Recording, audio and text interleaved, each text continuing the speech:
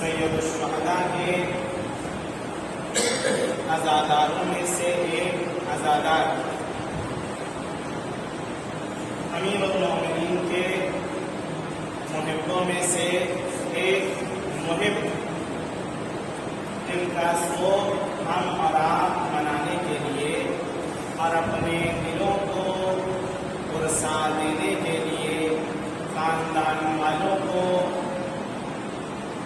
ایک ایسی سکون کی باتیں کہ جس کو سن کر انہیں سکون مل سکے، اس غرض سے ہم اور آپ یہاں پر اکٹھا ہوئے ہیں تاکہ مرحوم کو ثواب بھی پہنچ جائے اور اہل بیت اور قرآن کی باتوں کے ذریعے سے ہماری دل کی تاریکیاں بھی دور ہو سکے۔ جس آیت کو عنوان سخن قرار دیا ہے سورہ جمعہ کی مشہور و معروف آیت ہے کہ جسے ہمارا اکثر اوقات تلاوت کرتے رہتے ہیں یا کم سے کم تلاوت شدہ آیتوں کو سنا کرتے ہیں۔ اللہ جل جلالہ و عظم شأنہ ارشاد فرماتا ہے، اے میرے حبیب، قل کہہ دیجئے ان سے ان الموت الذی، یہ جو موت ہے جس سے تم تفرون فرار کر رہے ہو، یہ جو موت ہے جس سے تم گریز اختیار کر رہے ہو، ان الموت الذی تفرون منہ فإنہ ملاقیکم، یہ تم سے ملاقات کرے گی، تم اس سے ملاقات نہیں کرو گے، یہ تم سے ملاقات کرے گی۔ بھائی اگر انسان کو اختیار دیا جائے کہ آپ موت سے جب دل چاہے ملاقات کر لیجئے، تو بہت ہی شاذ و نادر ایسے انسان نظر آئیں گے جو مشتاقانہ طور پر موت سے ملاقات کے لیے بے چین ہیں، بلکہ وہ ہمیشہ گریزہ رہیں گے، ہمیشہ موت سے فرار اختیار کریں گے۔ کیوں؟ اس لیے کہ ان کی نظر میں موت ایک تلخ حقیقت ہے۔ یہ اس وجہ سے ہے چونکہ ہم نے موت کے معنی کو ابھی تک سمجھا ہی نہیں ہے۔ جس دن حقیقت موت شیعیان علی کو سمجھ میں آ جائے، اس دن موت سے فرار اختیار نہیں ہوگا، بلکہ موت کو دل و جان سے گلے لگایا جائے گا۔ بھائی گزشتہ میں مثال ملتی ہے اس کی، ذرا دیکھ لیجئے جناب میثم عمار کو، موت سر پر کھڑی ہے، یقین ہے کہ اب اور تب والا معاملہ ہے، لیکن پھر بھی نہ دنیا کو یاد کرتے ہیں، نہ گھر والوں کی مشقتوں کو یاد کرتے ہیں، نہ اپنی مشکلات کو یاد کرتے ہیں، بس ایک چیز یاد ہے انہیں، وہ ہے مولائے کائنات۔ یعنی اگر کسی نے اپنی زندگی میں علی کو بسا لیا، پھر وہ موت سے گریزہ نہیں ہوگا، موت سے خوف نہیں ہوگا اسے۔ صلوات محمد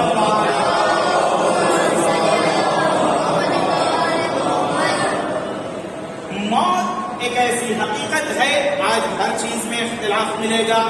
آپ مذاہب کے درمیان چلے جائیں، جو بات شیعہ کہہ رہے ہیں وہی دیگر افراد بھی کہہ رہے ہیں، مسلم نان مسلم جس کے پاس بھی چلے جائے اختلاف ہر ایک میں ملے گا، لیکن ایک ایسی حقیقت ہے جہاں کسی نے اب تک اختلاف نہیں کیا ہے۔ وہ کیا ہے؟ ایک امامت میں اختلاف ہے، انسان کے انسان ہونے میں اختلاف ہے۔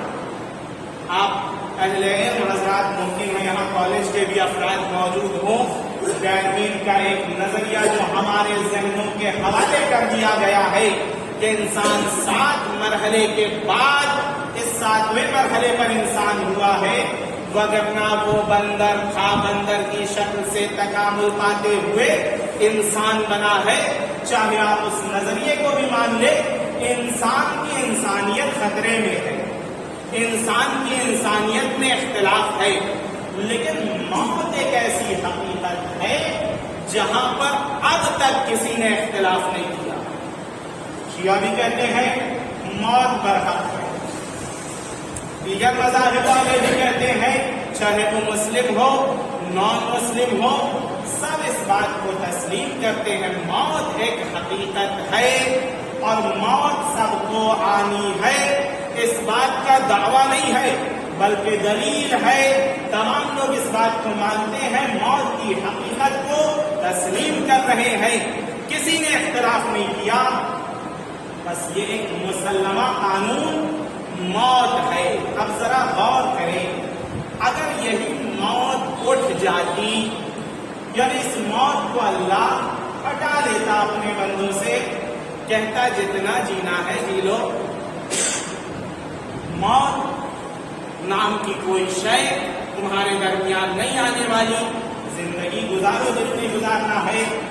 اگر یہی چیز اٹھا لی جاتی، اگر موت کو ہٹا لیا جاتا، اب جب سب کو یقین ہے کہ مرنا ہے، سب جانتے ہیں کہ موت آنی ہے، چاہے جتنی بھی منمانی کرنی جائے، آج کل پرسوں 1 سال بعد 2 سال بعد 10 سال بعد موت آنی ہے، تب اتنے ظلم و جور ہے.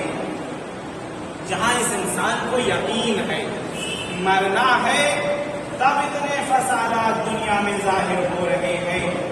اگر موت کو ہٹا لیا جاتا اور یہ ہوتا کہ مرنا نہیں ہے اپنی زندگی گزارے, اگر موت ہٹ جاتی تو ذرا تصور کرے کتنے فسادات دنیا میں رونما ہوتے.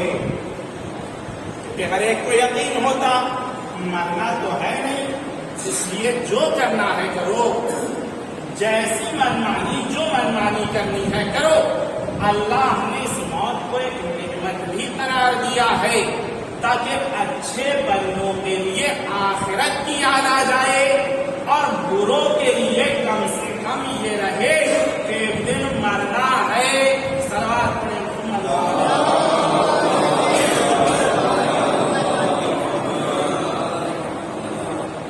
بہرحال موت ایک حقیقت ہے. ایک نبی کے زمانے کا واقعہ ہے.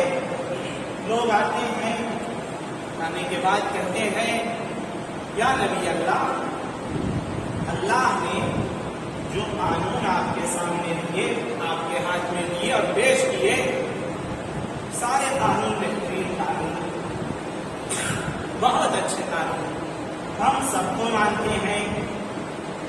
لیکن ایک مسئلہ ہے یہ موت. اگر یہ موت ہٹ جاتی تو پھر آپ جو کہتے ہم مانتے. جس قانون کو فالو کرنے کہتے, جس قانون کی پیروی کرنے کے لیے آپ ہمیں کہتے, ہم اس قانون کو تسلیم کرتے, مانتے. بس اس موت کو ہٹا دیتے. نبی زمان نے دعا کی, پالنے والے میری امت موت کے ہٹانے کی طالب ہے.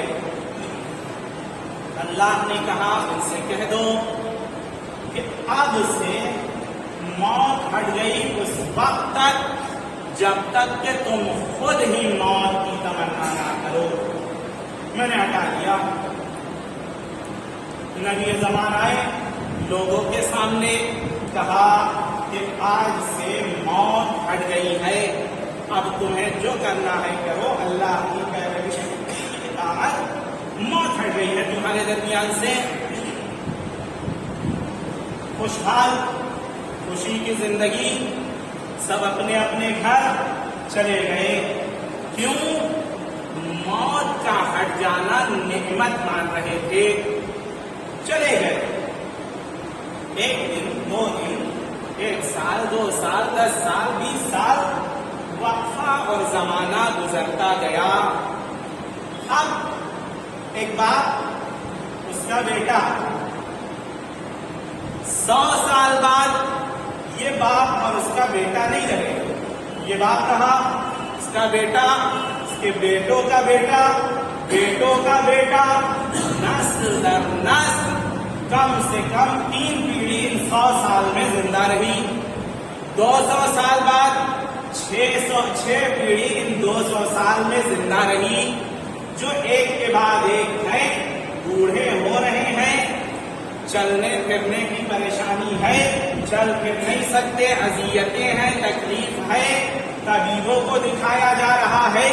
یہ ساری مشقتیں ہیں جو برداشت کی جا رہی ہیں, نسل در نسل اس کو برداشت کیا جا رہا ہے.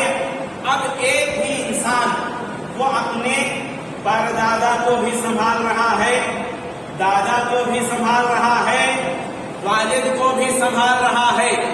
یعنی کام کاج سب کو چھوٹ گیا. صرف کبھی پردادا کی خدمت, کبھی دادا کی خدمت, کبھی والد کی خدمت. اب روزگار سے کنارے ہٹ گیا, صرف خدمت کر رہا ہے. دوسری طرف سے بچے بھی ہیں, زوجہ بھی ہیں, گھریلو اخراجات بھی ہے, بیماری بھی ہے, بہت سارے کام بھی ہے. ان کاموں کو انجام نہیں دے پا رہے ہیں. جب صرف خدمت میں وقت لگا دیا تو دوسرے کام چھوٹ گئے. اگر دوسرے کام میں وقت لگاتے ہیں خدمت چھوٹ جاتی ہے. اب اسی طرح سے 400 گزر گیا. 400 سال کے وقفے کے بعد جب دیکھا گیا یہاں تو پورے کنبے پورے قبیلے 400 سالہ قبیلے اب تک زندہ ہیں اور ہر ایک کی خدمت بھی کرنا ہے اور پھر روزی روٹی کا بھی انتظام کرنا ہے. ایک انسان پریشان ہو گیا, آیا نبی زمان کے سامنے, کہا کہ اللہ نے جو یہ موت رکھی تھی نا یہ بہت بڑی نعمت ہے, یہ موت بہت بڑی نعمت ہے. ہم اپنی عقل کے حساب سے سوچ رہے تھے کہ یہ زحمت ہے, لیکن اللہ نے آج ہمیں سمجھا دیا کہ موت بھی ایک نعمت ہے. اب اللہ سے درخواست کریے کہ موت جیسی نعمت ہمارے درمیان بھیج دے تاکہ ہم زحمتوں میں گرفتار نہ ہو جائے. صلوات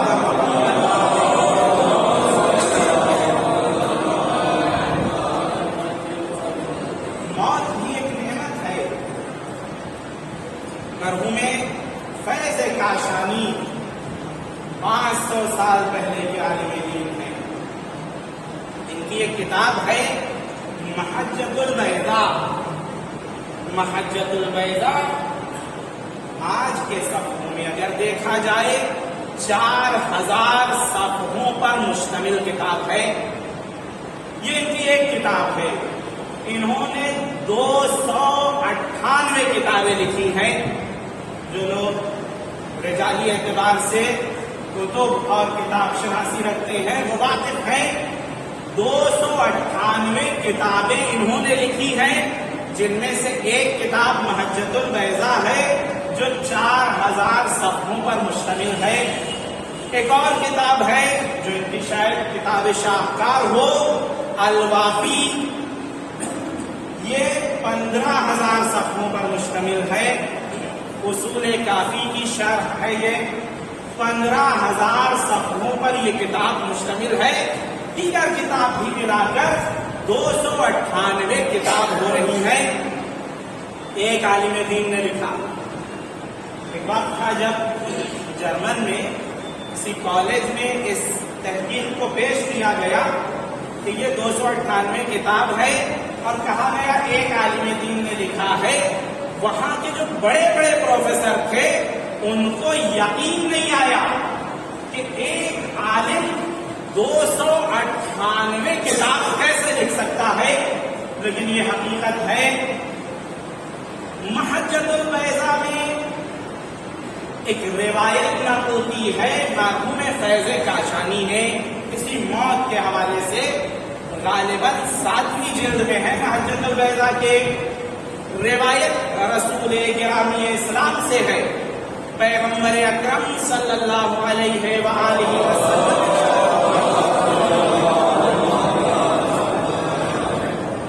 الموت ہدیۃ المؤمن. روایت محجت البیضاء کی یہ ہے, موت مومن کے لیے ایک ہدیہ ہے. کچھ جگہ نقل میں آیا ہے الموت تحفۃ المؤمن. موت مومن کے لیے ایک تحفہ ہے, ایک تحفہ, ایک ہدیہ ہے. تحفہ کب دیا جاتا ہے؟ جب کسی کے کام سے خوش ہوا جائے یا کسی کو ہم ایک توغرا, ایک سرفرازی اور بلندی کی سند دینا چاہے تو اسے تحفہ دیتے ہیں. پیغمبر اکرم فرماتے ہیں اللہ کا تحفہ مومن کے لیے کیا ہے؟ فرمایا اللہ کا تحفہ مومن کے لیے موت ہے. بھئی عجیب بات ہے یہ. شاید ہم اس طرح سے ہو کہ موت کو ایک زحمت سمجھتے ہیں, موت کو ایک بلا سمجھتے ہیں. موت ایک ایسی چیز ہے جو ہماری لذتوں کو ختم کر دے رہی ہے, ہمیں دنیا سے دور کر دے رہی ہے. ہم موت کو یہ سمجھ رہے ہیں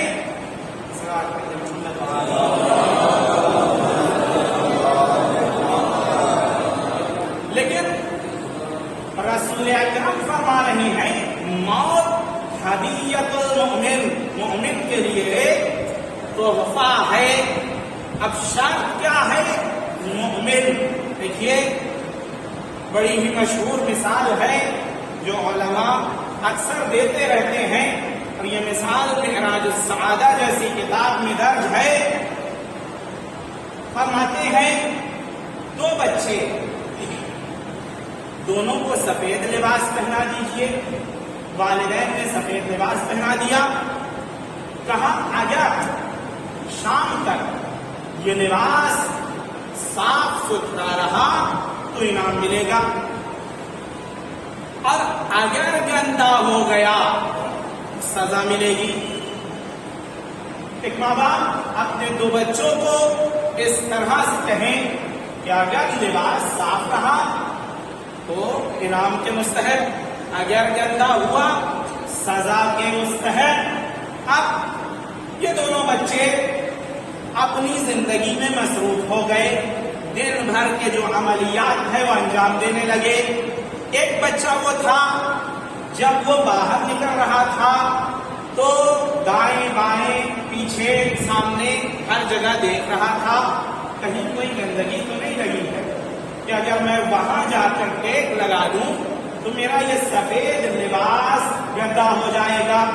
مٹی پر نہیں بیٹھ رہا تھا، جہاں بیٹھنا تھا جب وہ بیٹھ رہا تھا تو اس جگہ کو صاف کر کے بیٹھ رہا تھا، اور کوشش اس نے یہ کیا کہ لباس گندا نہ ہو. برخلاف دوسرا بچہ مٹی میں لوٹ گیا، زمین جیسی بھی ہو خیال نہیں کیا، کرسی جتنی بھی گندی ہو صاف ہو خیال نہیں کیا، بیٹھا زمین پہ بیٹھا، ایک کہیں بھی لگا لیا، کپڑا گندا ہو گیا.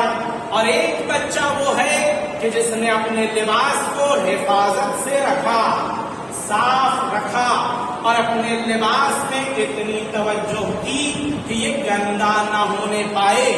اب جیسے جیسے شام آنے والی ہوگی یہ جو بچہ جس کا لباس صاف ہے وہ یہ چاہے گا جلدی سے شام آ جائے تاکہ مجھے انعام مل جائے. لیکن وہ بچہ جس کا لباس گندا ہو چکا ہے وہ یہ چاہے گا کہ شام کبھی بھی نہ آئے کیونکہ مجھے سزا ملنے والی ہے. بس موت بھی یہی ہے، جس نے اپنے دامن کو آلودگی گناہ سے بچا لیا موت اس کے لیے ہدیہ ہے، اور جس کا دامن آلودہ رہ گیا موت اس کے لیے سزا ہے. سلام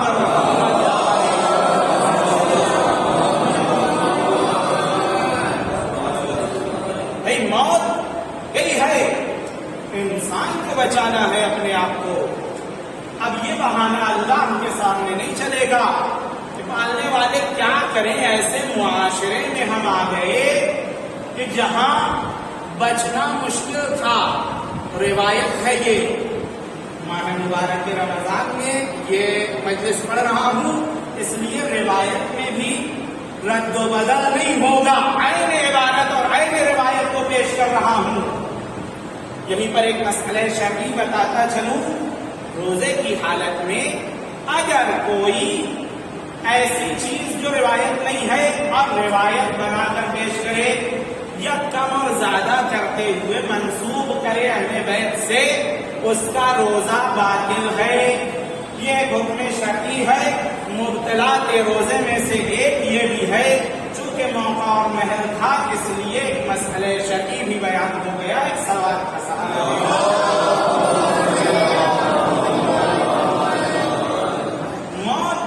مومن کا ہدیہ ہے.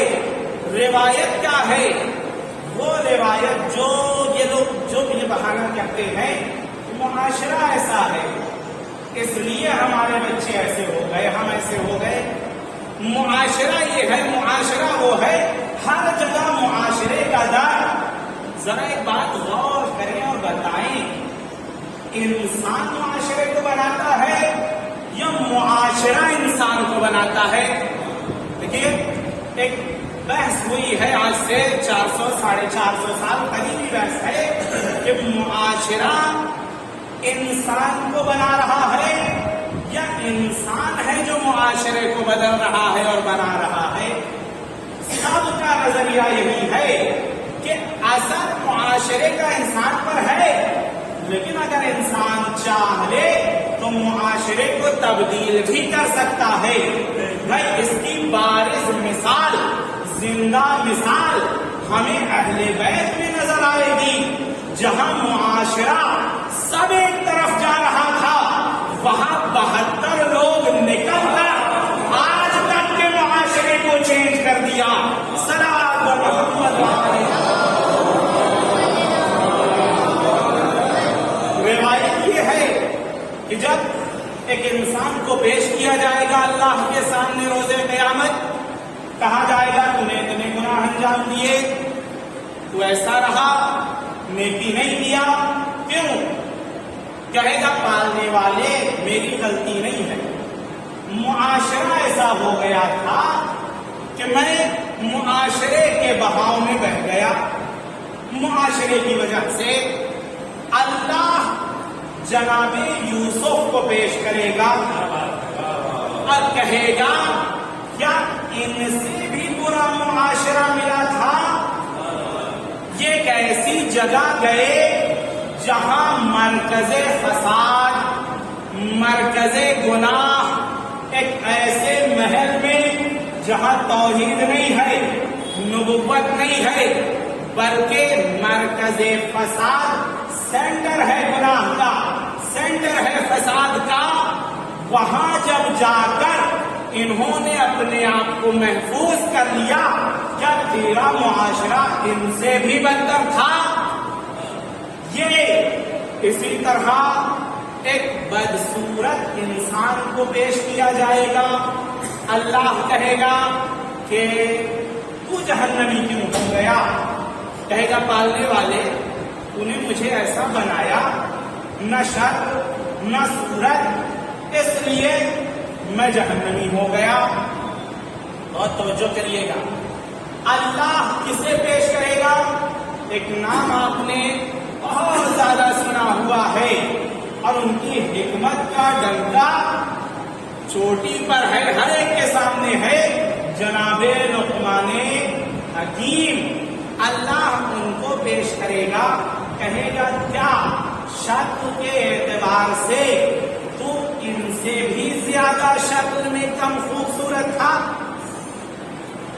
کہے گا نہیں، کب تک انہوں نے اپنے آپ کو بچا لیا، تو کیوں بچا نہ پایا؟ جناب لقمان حکیم اگر آپ دیکھیں غلام ہے، وہ غلام تھے، غلامی کی زندگی گزاری ہے، لیکن اس مرحلے پر پہنچ گئے کہ فرشتے آ رہے ہیں کہ درخواست نبوت، اللہ کہہ رہا ہے کہ نبی بننا ہے یا نہیں۔ یہی ایک وہ نبی ہے جن کو دنیا میں نبی بننے کی پیشکش ہوئی، وگرنہ تمام نبی وہاں سے نبی بن کر آئے ہیں۔ جناب لقمان حکیم کے پاس آئے، کہا فرشتے آئے، جناب جبرائیل آئے، آنے کے بعد کہا اللہ نے کہا ہے یہ منصب نبوت۔ اب وہاں بھی جناب لقمان حکیم نے حکمت والی بات کہی ہے، کہا اللہ نے یہ کہا ہے کہ سنبھالو یا اختیار دیا ہے، اگر اس نے کہا ہے یہ نبوت ہے سنبھالو تو مجھے یقین ہے جو مجھے منصب نبوت دے گا وہ میرے اندر صلاحیت نبوت بھی پیدا کرے گا، اور اگر اس نے کہا ہے اختیار ہے تو میں اس چیز کو اٹھانے کے قابل نہیں ہوں۔ جناب لقمان حکیم ہے ایسے نبی جنہوں نے 70 نبیوں کو نصیحت کی ہے، اس وقت جب یہ نبی نہیں تھے، جب یہ پیشکش نہیں ہوئی، عام آدمی نہیں ہے، 70 نبیوں نے جناب لقمان سے نصیحتیں لی ہے۔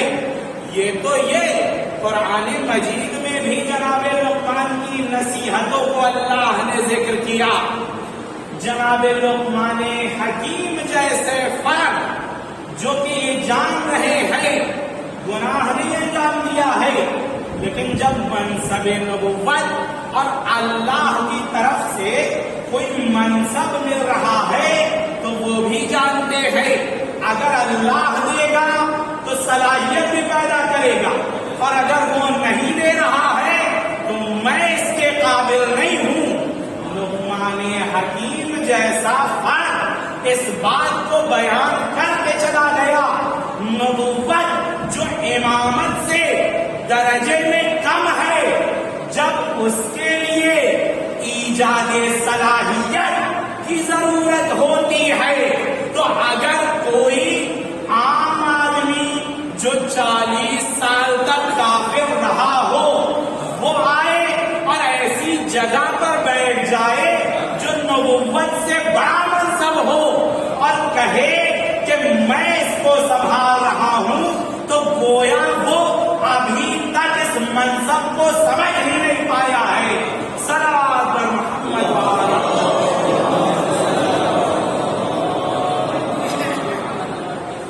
جناب لقمان حکیم ایک غلام تھے، لیکن اللہ نے کس مرتبے اور کس درجے پر پہنچایا۔ نقل ہے کہ خربوزہ بادشاہ کو پیش کیا گیا،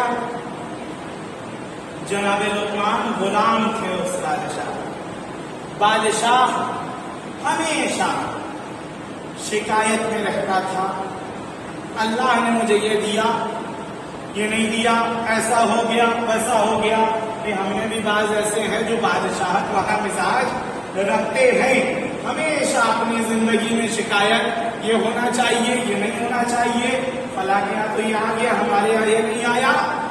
بادشاہ خربوزہ پیش ہوا اس کے سامنے، اس نے خربوزے کا 2 حصہ کیا، چونکہ جناب لقمان کو بہت پسند کرتا تھا اور بہت چاہتا تھا یہ بادشاہ، جناب لقمان جو کہ غلام ہے اس بادشاہ، آدھا خربوزہ جناب لقمان کے حوالے کر دیا، کہا یہ آپ کھا لیجیے۔ جناب لقمان نے وہ خربوزہ کھا لیا۔ اب آدھا بچا، بادشاہ نے ایک ٹکڑا اٹھایا، اپنے منہ میں رکھا اور فوراً ہی منہ سے باہر نکال دیا۔ لقمان حکیم کی طرف متوجہ ہوا، کہا کیسے کھا لیا آپ نے؟ یہ تو سڑا ہوا خربوزہ ہے۔ کہا کہ ایک زمانے سے آپ مجھے اپنی نعمتوں سے نواز رہے ہیں، ایک زمانہ ہو گیا ہر روز اچھا سے اچھا لباس دیا، اچھا سے اچھا کھانا دیا، اچھی جگہ دیا، اب اگر ایک دن یہ سڑا ہوا خربوزہ میرے حصے میں آ گیا تو یہ نہایت ناشکری ہوگی کہ میں ان ساری نعمتوں کو بھلا کر اس کے بارے میں شکایت کرنے لگوں۔ جناب لقمان حکیم دوا والے حکیم کی بات نہیں ہو رہی ہے، جناب لقمان حکیم تھے، قرآنی حکیم۔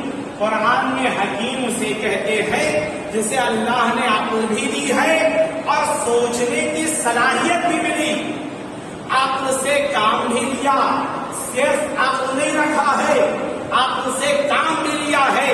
جناب لقمان حکیم وہ حکیم تھے جنہوں نے اپنی درایت سے کام لیا، یعنی اتنے بڑے مسئلے کو ایک چھوٹی سی چیز میں جناب لقمان نے سمجھا دیا کہ اے بادشاہ ہمیشہ شکایت کرتا ہے، ذرا اللہ کی ان نعمتوں کو بھی تو دے جو تجھے ملی ہے۔ اتنی نعمتوں کو دیکھتے ہوئے یہ چھوٹی سی زحمت بھی زحمت نہیں رہ جائے گی۔ صلوات ہماری زندگی یہی ہے،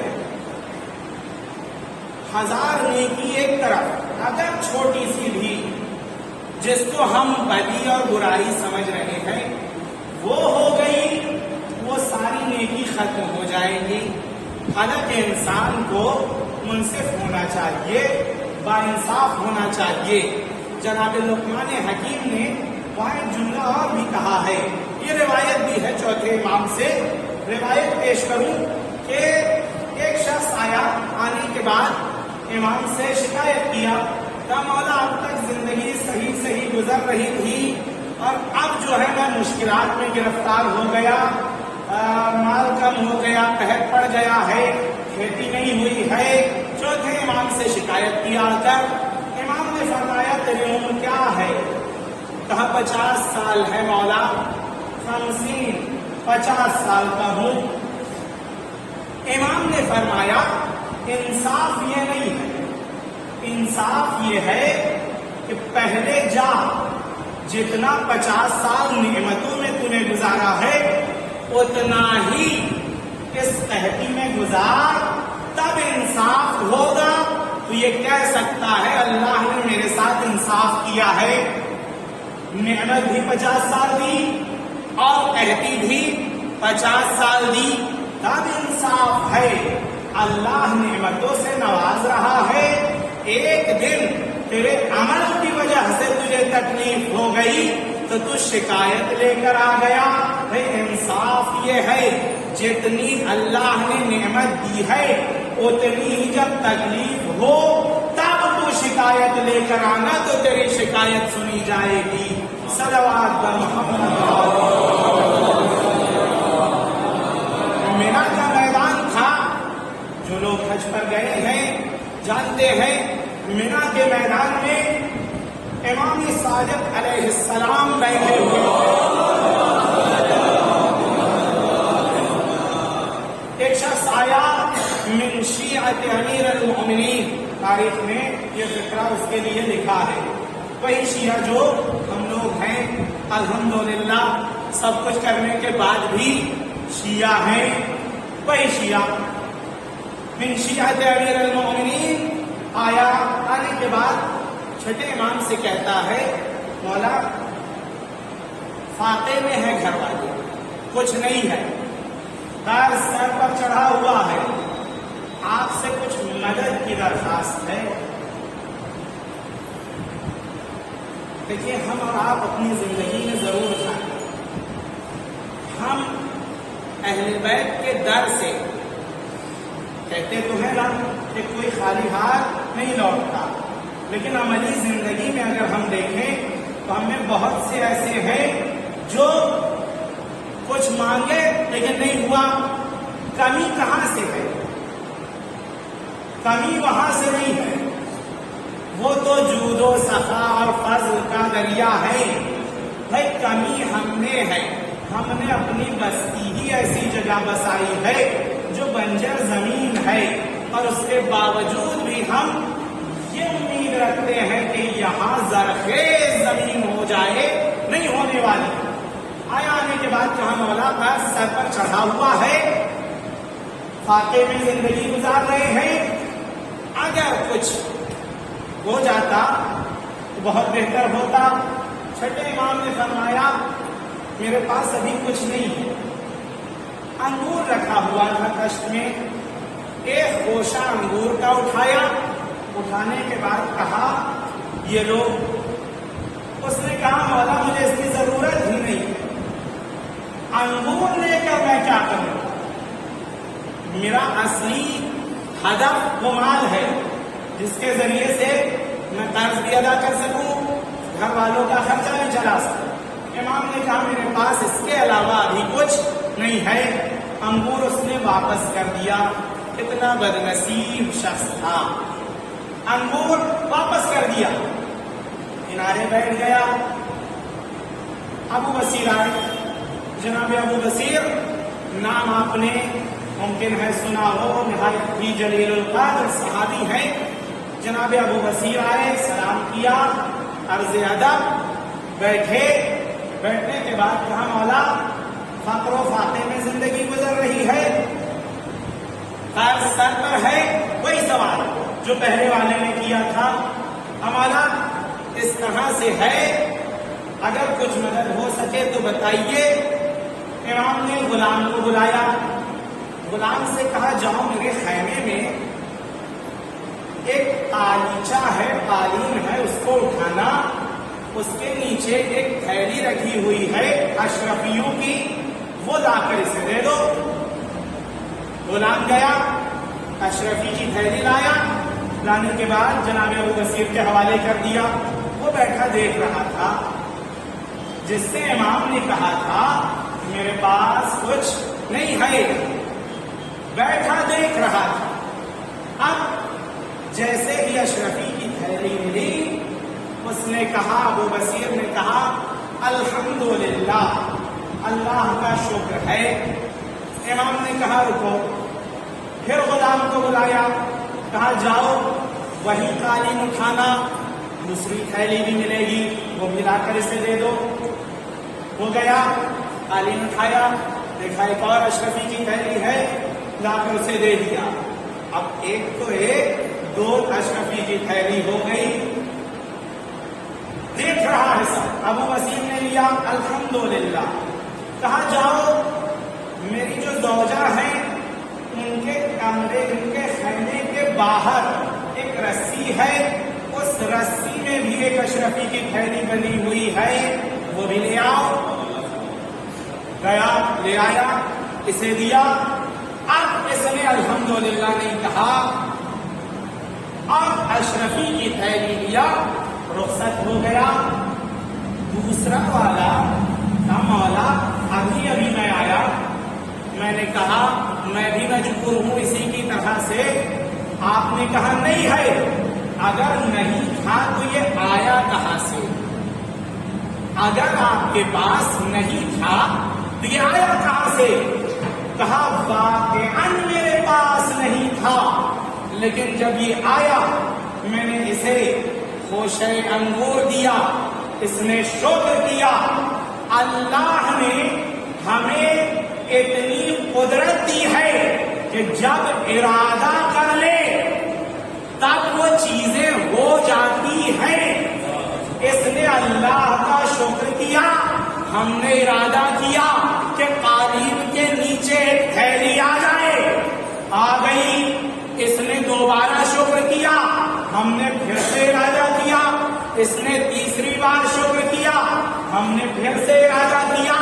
اور اگر قیامت تک یہ ارادہ اور شکر کرتا رہتا، ہم ارادہ کرتے رہتے، تیری خامی یہ تھی کہ تو نے انگور کو چھوٹی چیز سمجھا اور اللہ کے بڑے شکر کو بھول گیا۔ اس لیے جو بندہ اللہ کا شاکر نہیں ہے وہ ہمارا بھی نہیں ہو سکتا۔ صلوات بر محمد و آلہ۔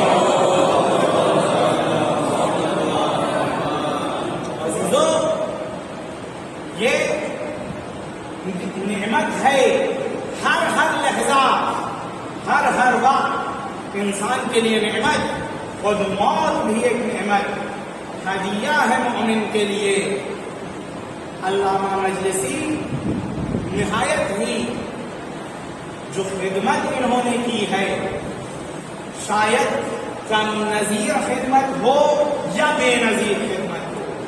بہار الانوار جیسی کتاب جو 110 جلدوں پر مشتمل ہے، ایک جلد، 2 جلد، آج اگر ہم سے کہا جائے کہ اپنی پوری عمر میں آپ نے ایک جلد شروع سے آخر تک پڑھی ہے 400-500 پیج کی، ہو سکتا ہے ہم ادھر ادھر دیکھنے لگے۔ علامہ مجلسی 110 جلدوں کو انہوں نے لکھا، وہ بھی کیا ہے؟ روایات اہل بیت علیہ السلام، روایات کو جمع کیا 110 جلد۔ علامہ مجلسی کے ایک شاگرد تھے سید نعمت اللہ جزائری، بہت ہی خاص شاگرد۔ علامہ مجلسی کا انتقال ہوا، اب ان کے لیے نعمت اللہ جزائری صاحب بیان کرتے ہیں، میرے لیے زندگی تاریخ ہو گئی، اس سے بڑا غم میرے لیے اور دنیاوی اعتبار سے کوئی نہیں تھا کہ میرے استاد دنیا سے چلے گئے۔ اور میرے ذہن میں ایک سوال تھا جو میں 20 سال سے اس سوال کو یہیں پر رکھے ہوئے تھا۔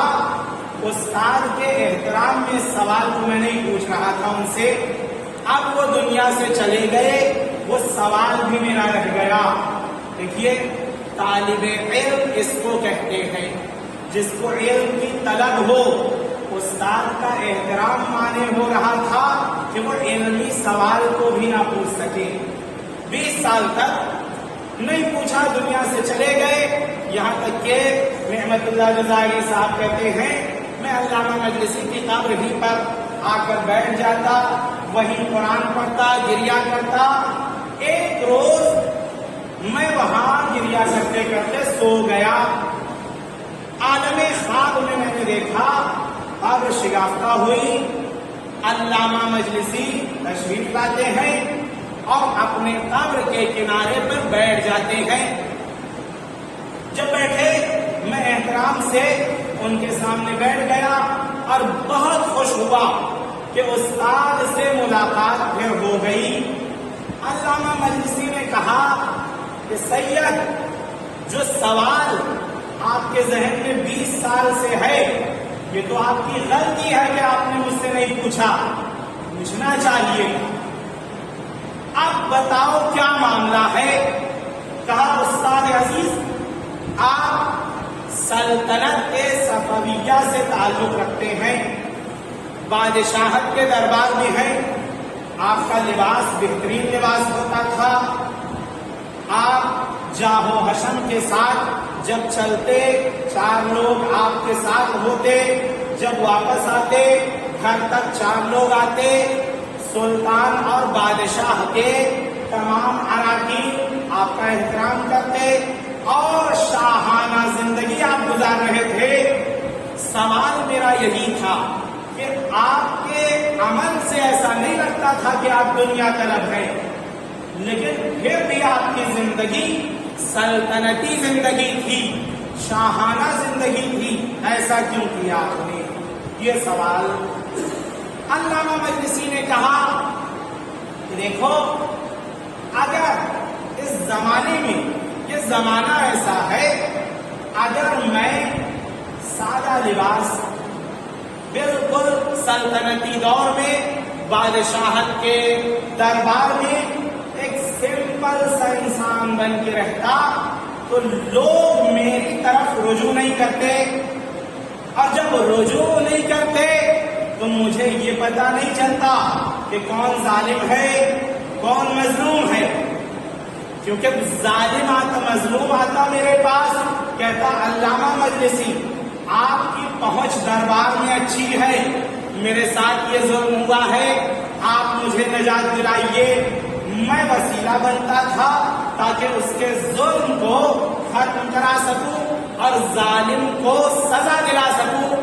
اس لیے میں نے اس زندگی کو اپنایا ہے تاکہ لوگ مجھ سے قریب آئیں، مجھ سے رابطے میں رہیں اور میں ان کی مشکلات کو حل کر سکوں.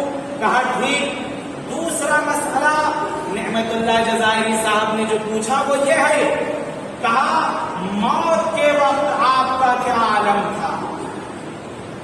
علامہ نے بیان فرمایا کہ جب حالت نظر مجھ پر طاری ہوئی، میرے پورے بدن میں ایسا درد تھا جو اس سے قبل کبھی نہیں تھا. میری نظر گھر والوں پر بھی تھی. میرے عزیز و اقربا جو میرے دوست احباب تھے وہ سب ملول تھے، دیکھ رہے تھے میری تکلیف ان سے دیکھی نہیں جا رہی تھی. یہاں تک کہ میں نے اللہ سے یہ دعا کی، پالنے والے میرے گھر والے ہیں، میرے دوست احباب ہیں، ان سے میری تکلیف دیکھی نہیں جا رہی ہے، مجھ پر اس لہجے کو آسان فرما. اتنے میں ایک جوان شخص آتا ہے، آنے کے بعد میرے پیروں پر ہاتھ رکھتا.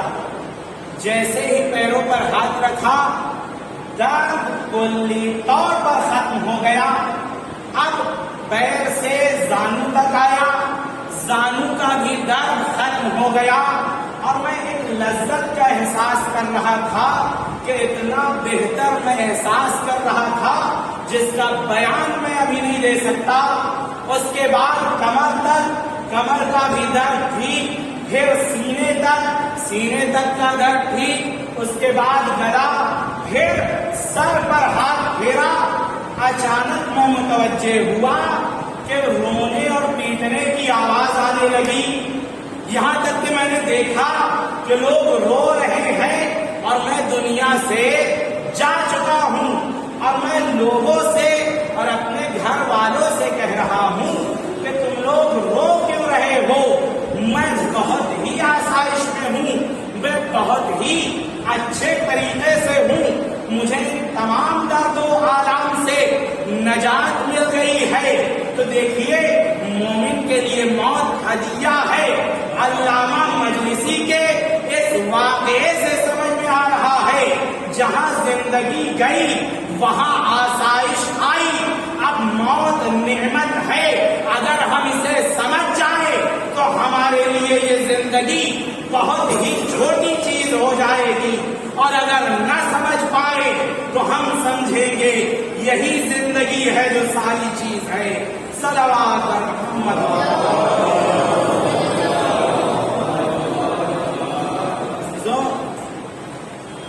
موت نعمت ہے،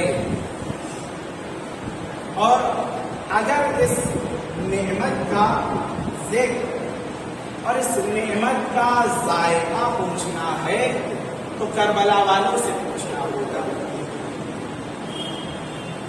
جناب قاسم عمر کیا ہے؟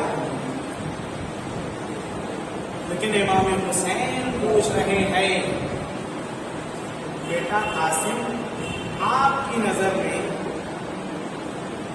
موت کا مزہ کیا ہے؟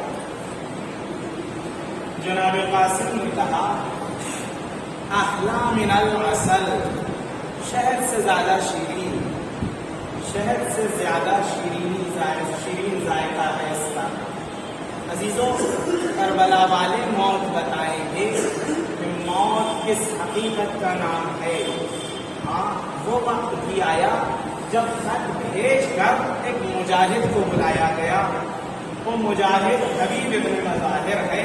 دیکھیے بڑی بات ہے، جہاں امام حسین نے چراغ بجھا کر لوگوں سے کہا ہے جسے جانا ہے جا سکتا ہے، وہی حبیب جیسے فرد کو اتنی دور کوفہ سے بلا رہے ہیں، امام بلا رہے ہیں، اور یہاں بعض کو بھیجا جا رہا ہے۔ اب معرفت حبیب کو سمجھیے گا، جناب حبیب ابن مظاہر آ گئے، آنے کے بعد جناب حبیب ابن مظاہر بے چین ہے، امام حسین سے روبرو نہیں ہوتے ہیں۔ کیوں؟ اس لیے کہ یزیدی لشکر سے 2 مرتبہ جناب حبیب کو امان دی گئی ہے، یہ تاریخ ہے۔ 2 مرتبہ امان نامہ آیا ہے حبیب کے لیے یزیدی لشکر سے، اور کہا گیا ہے حبیب آپ بنی اسد قبیلے سے ہیں، آپ آ جائیے، آپ کا قبیلہ بڑا قبیلہ مانا جاتا تھا، شجاع قبیلہ مانا جاتا تھا، آپ کو امان ہے، آپ آ جائیے۔ جناب حبیب ابن مظاہر کو یہ ملال ہے کہ حبیب جیسے غلام کو 2 مرتبہ امان دی جا رہی ہے، لیکن حسین جیسے سردار کو ارے کوئی امان دینے والا نہیں۔ اجرکم علی اللہ، اللہ آپ کو کوئی غم نہ دے سوائے غم اہل بیت کے۔ جناب حبیب حسین سے روبرو نہیں ہو رہے ہیں۔ ایک شرمندگی ہے کہ کہیں حسین کے چہرے پر یہ آثار نہ نظر آئے، حبیب کو نجات و امان مل رہی ہے، فرزند زہرا کو امان نہیں ہے۔ ارے مولا عباس نے بھی یہی کیا ہے، امام حسین سے روبرو نہ ہوتے مولا عباس کو بھی امان دی گئی۔ ارے عباس خیمے کے پشت میں کریا فرما رہے ہیں، اولاد فاطمہ کو امان نہیں ہے، عباس جیسے غلام کو امان ہے۔ اجرکم علی اللہ، اللہ آپ کو کوئی غم نہ دے سوائے غم اہل بیت کے۔ ہاں عزیزو وہ وقت بھی آیا جب تمام اصحاب و اقربا، حبیب جیسے ساتھی، عباس جیسے بھائی، جب سب اپنے گلے کٹا چکے، ایک وہ وقت بھی آیا کہ حسین خیمے کی جانب بڑھتے ہیں، اور اجازت طلب کرنا چاہتے ہیں. اجازت بھی کس سے طلب کرنا چاہتے ہیں؟ ارے اپنی بہن زینب سے، ثانیہ زہرا سے. ایک مرتبہ جاتے ہیں، جیسے ہی خیمے میں قدم رکھا ہے، زینب نے کہا اے حسین کیا اجازت طلب کرنے آئے ہیں؟ کہا بہن زینب اب ہماری ملاقات قیامت میں ہوگی. بہن نے رخصت کر دیا. اب جب رخصت ہوئے ایک مرتبہ در خیمہ پر آئے تھے. بہن زینب نے کہا الیہ الیہ، اے بھائی ذرا پلٹیے. حسین پلٹے. پلٹنے کے بعد کہا کیا ہوا؟ کہا اور قریب آئیے. امام حسین قریب گئے. ارے زینب نے گلے کا بوسہ دیا اور فرمایا قد ردت الامانہ، امانت ادا ہو گئی. حسین نے کہا بہن زینب یہ کیسی امانت تھی؟ کہا جب اماں دنیا سے جا رہی تھی کہہ رہی تھی میں کربلا میں نہ ہوں گی، میری طرف سے اے زینب حسین کے گلے کا بوسہ لے لو.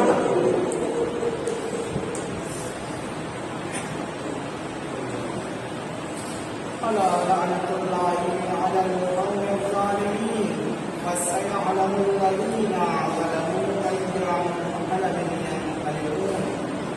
الہی سلامتی ایمان، الہی سلامتی ایمان، الہی سلامتی ایمان. ربنا تقبل منا انک انت السمیع الدعاء. ایک مرتبہ سورہ حمد اور 3 مرتبہ سورہ توحید کی تلاوت کرنا کر مرحوم کو ارسال فرمائیں.